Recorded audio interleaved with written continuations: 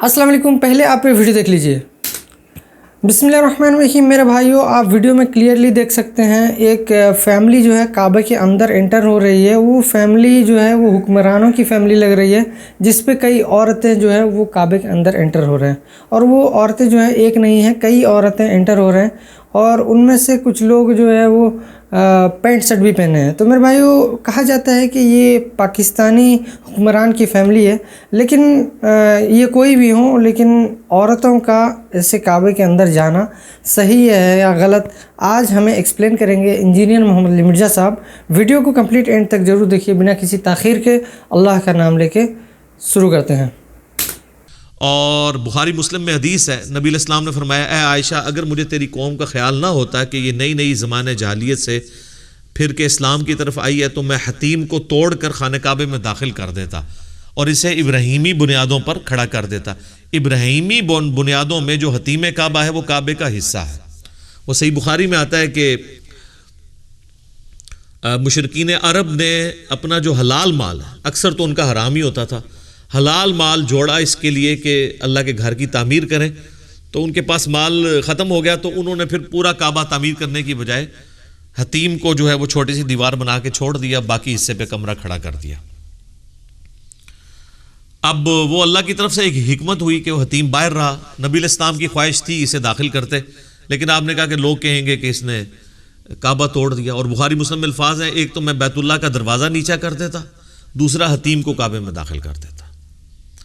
वो ना दरवाज़ा नीचा हुआ है और ना हतीम काबे में दाखिल हुआ है। अलबत्ता बीच में एक कोशिश हुई थी।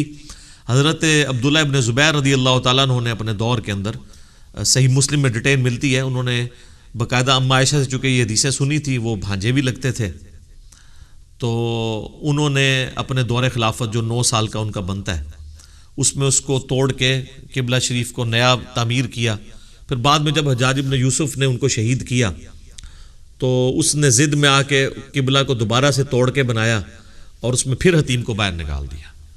अब्दुल मलिक बिन मरवान उस वक्त खलीफा था बनु उमैया का, हज्जाज इब्न यूसुफ उसका गवर्नर था हिजाज में और इराक़ के अंदर।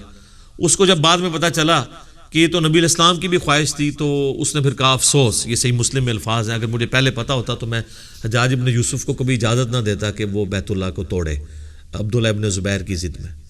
बहरहाल फिर खलीफा मंसूर के ज़माने के अंदर, यानी जब बनु अब्बास की हुकूमत आई, तो दोबारा उन्होंने इरादा किया कि हम हतीम काबा को काबे में दाखिल कर देते हैं। तो इमाम मालिक रहिमहुल्लाह ताला, चूँकि वो काफ़ी असर और रसूख रखते थे इल्मी तौर पे, उन्होंने फिर मंसूर को मशवरा दिया कि ये काम तुम ना करो, वरना ये हुक्मरानों की खेल बन जाएगा। कल को किसी और की हुकूमत आएगी तो वो बनु अब्बास, बनु उमैया, ये ख़ानदानों की टसल को समझते हुए काबे को तोड़ते और बनाते रहेंगे। चूँकि नबी इस्लाम ने भी फितने के डर से इसको रोक दिया था, तुम भी इससे रुक जाओ, तो वो आज तक खाना काबा उसी तरीके से है। हज्जाज इब्न यूसुफ ने जो तामीर किया था, हतीम काबा जो है वो खाना काबे से बाहर ही है। बल वो हम जैसे मिस्किनों के लिए एक अल्लाह की तरफ से नेमत है। आज भी आप देखें वो काबे का दरवाज़ा कितना ऊंचा है, वो कद्दे आदम से भी ऊंचा है, कम से कम 8-9 फुट है। आप यानी यूं एक 6 फुट का बंदा भी हाथ रखे तो जस्ट उसकी दहलीज तक पहुंचता है। सिर्फ हुक्मरानों के लिए वो सीढ़ियाँ लगाई जाती हैं, वो पहले भी यही कुछ ही होता था। तो आम लोगों को एक ऐसे काबे में दाखिल होने देते हैं जिस तरह आजकल सिर्फ हुक्मरानों को जाने देते हैं। तो ये अल्लाह की तरफ से करम हुआ है कि आम आदमी भी काबे के अंदर खड़े होकर नमाज पढ़ सकता है। हतीम काबा में खड़ा हो तो वो काबे के अंदर है। अब हतीम जो कि काबे का हिस्सा, लिहाजा हतीम में खड़े होकर आप किसी भी तरफ मुंह करके नमाज पढ़ें। जैसा कि किबले के अंदर भी अक्सर लोग पूछते हैं कि खाना काबे के अंदर चले जाएं तो किस तरफ मुंह करके नमाज पढ़ेंगे। जब आप काबे के अंदर चले जाएंगे तो आप जिस तरफ मर्जी मुंह करके नमाज पढ़ें। बुखारी मुस्लिम में हदीस है, हज़रत बिलाल हबशी रज़ी अल्लाह तआला कहते हैं कि मैंने नबी इस्लाम को खुद देखा है खाना काबे के अंदर नमाज पढ़ते हुए। अच्छा, बुखारी मुस्लिम में और हदीस हैं, कुछ सहाबा जो वो इनकार करते हैं कि नबी इस्लाम ने कभी भी काबे के अंदर नमाज नहीं पढ़ी, हमेशा बाहर ही पढ़ी है। तो इससे मुहद्दिसीन ने एक बहुत बड़ा एक रूल अखज़ किया है इल्म हदीस का कि अगर 2 सहाबा अपोजिट स्टेटमेंट्स दे रहे हों तो जो सहाबी उस काम के होने की तस्दीक करे ना, उसकी बात को फौकियत होगी, और जो इनकार करे उसकी बात छोड़ दी जाएगी, क्योंकि इनकार तो लाइल्मी की बुनियाद पे भी हो सकता है।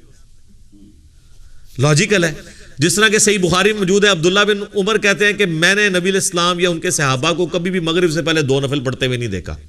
اور دوسری طرف بخاری مسلم میں کئی احادیث ہیں کہ صحابہ کرام مغرب سے پہلے 2 نفل پڑھا کرتے تھے. بعد میں حضور نے کہا کہ جس کی مرضی پڑھ لے، جس کی مرضی نہ پڑھے. تو اب عبداللہ بن عمر کے فتوے کو چھوڑ دیا جاتا ہے کیونکہ ان کا فتویٰ اگنورنس کی وجہ سے ہے. اب جس نے دیکھ لیا وہ تو نہیں جھوٹ بول رہا. اب اگر حضرت بلال یہ کہہ رہے ہیں کہ میں نے نبی علیہ السلام کو خود کعبے کے اندر نماز پڑھتے ہوئے دیکھا ہے، تو جو کہہ رہے ہیں میں نے نہیں دیکھا، تو ظاہر ہے وہ بھی ٹھیک کہہ رہا ہے کہ اس نے نہیں نہ دیکھا. اس کا یہ مطلب تو نہیں کہ یہ نہیں ہوا تھا. تو یہ ایک بہت بڑا علم حدیث کا مسئلہ بھی اس سے اخذ کیا گیا. بل نبی علیہ السلام نے وہ باقاعدہ پھر حدیث میں آتا ہے کہ وہ ستونوں کے پاس نماز پڑھی. قبلے کے اندر کوئی چلا جائے، اس یعنی چوکور خانہ کعبہ جسے ہم کہتے ہیں، وہ جو اس وقت آلموسٹ آپ سمجھ لیں مربع شکل کا ہے، سکوئر شکل کا ہے، ابھی بھی خیر مکمل سکوئر نہیں ہے، اور اگر حتیم شامل کر لیا جائے تو پوری ایک پرفیکٹ مستطیل بنتی ہے، ریکٹینگولر. اس کے اندر اگر کوئی داخل ہو جائے تو جس مرضی دیوار کی طرف منہ کر کے نماز پڑھ سکتا ہے. حتیم بھی چونکہ قبلے کا حصہ ہے، لہٰذا حتیم میں بھی کوئی شخص کسی طرح منہ کر کے بھی نماز پڑھے، وہ کعبے کے اندر کھڑا ہے. لیکن ہمارے اسلاف کا طریقہ یہی رہا ہے کہ جب وہ حتیم میں نماز پڑھتے تھے تو وہ پھر اس بلڈنگ کی طرف منہ کر کے نماز پڑھتے تھے. اور اس میں لاجک بھی ایک عام آدمی جو ہے وہ مطلب جس کو یہ پتہ ہی نہیں ہے وہ تو پکڑ کے اس کا قبلہ ہی صحیح کرواتا رہے گا. ٹھیک ہے، لاجیکل ہے. اور دوسرا اس اعتبار سے بھی لاجیکل ہے کہ اس وقت جو قبلہ ہے نا جی، اس کی میجارٹی بلڈنگ تو اس بلڈنگ میں آئی ہوئی ہے، تھوڑا حصہ باہر ہے. تو اگر آپ سینٹر لگائیں نا تو وہ سینٹر بلڈنگ کے اندر ہی آتا ہے. اوور آل بلڈنگ کا اگر سینٹر کیلکولیٹ کیا جائے تو اس میں اگر کوئی شخص کھڑا ہے قبلے کے اندر جائے اور قبلے کے سینٹر کی طرف منہ کر کے نماز پڑھے تو ایک لاجیکل ہے یہ چیز. تو بہرحال یہ جو قبلہ ہے یہ مسلمانوں کا قبلہ اول بھی خانہ کعبہ ہے، کیونکہ نبی علیہ السلام جب تک حرمین میں جب پہلے تھے، مکے میں ہجرت سے پہلے، تو قبلے کی طرف منہ کر کے نماز پڑھتے تھے. بل اس میں روایتوں میں آتا ہے کہ نبی علیہ السلام جو ہے وہ مستجاب دیوار کی طرف کھڑے ہوتے تھے، جو 70 انبیاء کا مصلی ہے یہ والا، جو حتیم کے اپوزٹ سائڈ پہ. اگر آپ پاکستان کی طرف سے دیکھ رہے ہیں، انڈیا کی طرف سے دیکھ رہے ہیں، تو یہاں پہ خانہ کعبے کا دروازہ آئے گا، یہاں پہ مقام ابراہیم ہے، اس کارنر پہ حجر اسود ہے، اور یہ جو ہے حتیم والی جگہ ہے. یعنی پاکستان سے اگر آپ ایریل ویو دیکھ سکیں نا سامنے تو آپ کو یہ ساری جگہ نظر آئیں گی. تو یہاں پہ 70 انبیاء کا مصلی ہے، جو کہ رکن یمانی سے حجر اسود تک، جو ابو داؤد میں آتا ہے کہ نبی علیہ السلام طواف کے دوران یہاں پہ دعا پڑھتے تھے، ربنا آتنا فی الدنیا حسنہ وفی الآخرۃ حسنۃ وقنا عذاب النار. تو یہ والی جو دیوار ہے، اگر اس طرف کوئی بندہ کھڑا ہونا تو اس کا رخ اس قبلے کی طرف تو ہوتا ہی ہے. جو بیت المقدس ہے وہ اس دیوار کے بالکل اپوزٹ سائڈ کے اوپر ہے، دونوں قبلوں کی طرف آپ کا منہ ہو جاتا ہے. اس لیے تو نبی علیہ السلام کو پھر بعد میں حکم دیا گیا، حضرت عمر کا بھی مشورہ تھا، اور صحیح بخاری مسلم میں آتا ہے اللہ تعالیٰ نے آیات نازل کر دی کہ واتخذوا من مقام ابراہیم مصلی، جو ہم پہلے پڑھ چکے ہیں کہ ابراہیم کے کھڑے ہونے کی جگہ کو اپنا مصلی بناؤ. اب ابراہیم کے کھڑے ہونے کی جگہ تو یہ تھی، اگر ابراہیم کے کھڑے ہونے کی جگہ بنائی جائے تو بیت المقدس تو رائٹ سائڈ پہ رہ جاتا ہے. تو یہ بھی قرآن میں اشارہ ہے کہ ابراہیم کا بھی قبلہ کون سا تھا؟ خانہ کعبہ. تو اس سے یہ بات پتہ چلی کہ ابراہیم علیہ السلام تک قبلہ خانہ کعبہ تھا، اس کے بعد بنی اسرائیل کے لیے انہی کی اولاد میں اسے یروشلم کیا گیا، اور پھر یروشلم سے دوبارہ قبلہ اول بنا دیا گیا اسے. تو یروشلم جو ہے قبلہ اوسط ہے، درمیانی قبلہ. کیونکہ اگر مقام ابراہیم یہ ہے تو مقام ابراہیم اگر یہاں پہ ہوتا پھر تو میں مان جاتا کہ دونوں قبلوں کی طرف منہ کرتے تھے.